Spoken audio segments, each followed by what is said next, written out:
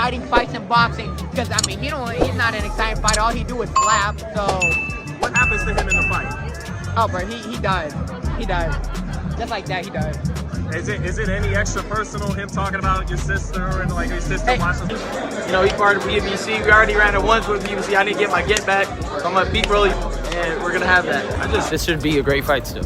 What happens if he doesn't win this fight? Does it like take it out of play, or he's still gonna fight you? I mean, and he just led me to Dallas, led me to Derek, and I pursued it, and I'm here now, and I feel good. Sure, he will. I mean, I think this is a touch him up fight. Before I go, dog, I got to